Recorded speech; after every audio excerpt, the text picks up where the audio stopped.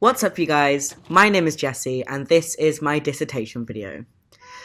So for my dissertation, I asked the question, how does product placement affect gamers in the video game industry? So this was a pretty broad question when I started, and I thought, how am I going to find a question to ask people? So with a couple of friends helping me out, I came up with 5 key questions. One is, what is your opinion regarding product placement in the games culture? Do you think it's a good or bad thing? Following on from that, it would be, if you think it's bad, why? And if you think it's good, why? Following on that is number 4, is do politics influence product placement? Hong Kong for reference. Now what I mean by that is Hong Kong, the riots, Blizzard, all of that, they all tie into video games some way or another. So I thought it would be really good to touch upon this topic in my dissertation, as it also has product placement within the riots. And finally, for number 5, we have, where do we go from here with the quickly rising games industry? Now that's a very broad question, I know, but it has come up with a lot of interesting answers from my peers and the industry professionals that I've contacted. So that's why I kept it in. Now this dissertation video does not hold every answer I recorded, as some were conversations that I had and had just written down and scribed. So half of them will be in my dissertation and writing, and half of them will be in this video. So, without further ado, I hope you enjoy, and welcome to my dissertation video. Usually it seems a little bit like forced down, and a little bit like shoehorned in, but I can kind of see from the business perspective the idea of like having to make that money even though they have like huge amounts of money from publishers and stuff. Yeah, it doesn't really bother me individually too much. Social climate, I feel social climate will always have, no matter how little people want to say it has an influence on culture, it has an influence. So yes, I feel that like the social climate and politics will definitely have influence on that. Product placement in general, I can see it being placed a little bit more innocuously in video games, but I feel that it won't be going anywhere anytime soon, that's for sure. That's just the way the industry is going, with the way that microtransactions and squeezing money out of different places has been going over recent years. I definitely feel that product placement will definitely have a place over the next few years in video games. I think it depends on the game. I think if the game makes sense for product placement, example, in GTA 5 you can talk, there's a example of Facebook and that is in the game. That makes sense in the game, both contextually with the time period it's set in and in the game's culture. However, I think if there's product placement in the game that maybe wouldn't make sense, example, not that this has happened, if Coca-Cola had a brand deal or Final Fantasy 14, that would be really weird, and that would make me less likely to buy the product, as it's kind of just like strong-armed in. So, yeah, 100%, because it's with placement like that, and with internet culture, with Reddit, Twitter, and Facebook, and things like that, which make product placement and the political identification of a single product, example, Blizzard and anti-Hong Kong, which made the counter-protest of Blizzard in May being pro-Hong Kong even more formidable, which kind of spread it even more, a bit like wildfire, because it was being censored formally on every single Blizzard chat site, which made it go stronger. It was a bit like the Streisand effect, really.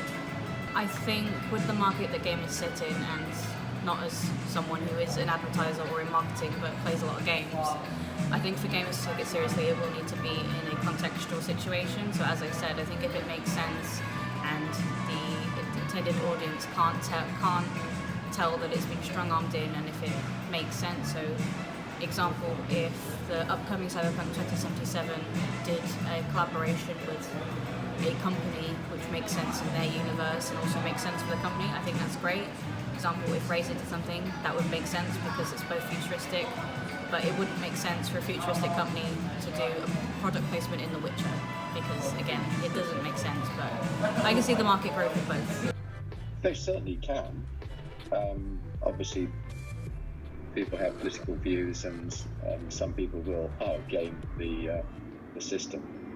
But look at the Russian hacking and intervention in the elections. There's nothing to say that people wouldn't introduce a lot of perhaps subliminal political messages into games. rather than being sort of completely in your face. So I think there's definitely potential for it. And looking at some of the trade wars and embargoes and states stopping their citizens from using certain apps, such as TikTok for American defense people, and Facebook, and end-to-end encryption being banned in China, things like that. I wouldn't be at all surprised if it's feasible to do it in games as well. Well, I think that games companies have got so big now that obviously they're more than just the two-man operation. They're multinationals, and they are responsible by and large to their shareholders. So because of that, they need to find other revenue streams other than just physically selling the product in a shop or online.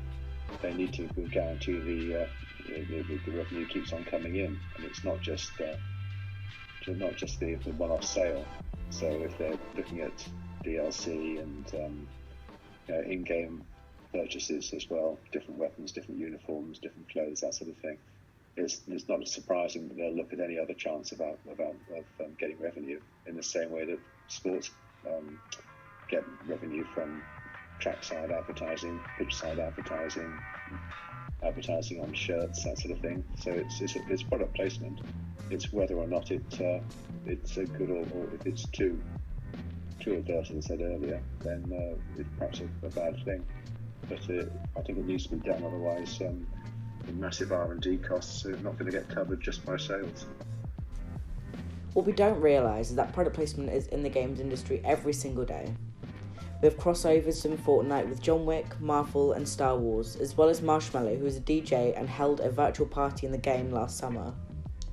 We also have games such as Final Fantasy 15, where they have a quest surrounding the Nissan brand Cup Noodles, which really seemed like it was shoehorned in as a placement. We also have games such as Forza, which is a simulated car racing game. In this game, we have real-life cars such as Ferrari, McLaren and Lotus, which are cars we see every single day on the streets. With this subtle product placement, we subconsciously see them on the street and think about Forza. It also adds to the realism of the game. We also have Death Stranding, which have a deal with Monster, the green energy drink. However, that brand is a very gamer-based audience, so it makes sense to have that in the game. Product placement and politics also go hand in hand. In 2008, there was a game called Burnout Paradise, in which they have billboards with Barack Obama's face on it for the 2008 presidential elections in America. With this type of product placement, it's subconscious and manipulative, as it allows people in politics to target gamers in a place which is, in quotes, safe for them, away from the real world. We also have the Hong Kong riots and their use of an Overwatch character in 2019, following Blizzard cutting ties with an esports professional, Blitz Chung, for saying the words, "Stand with Hong Kong" on stream.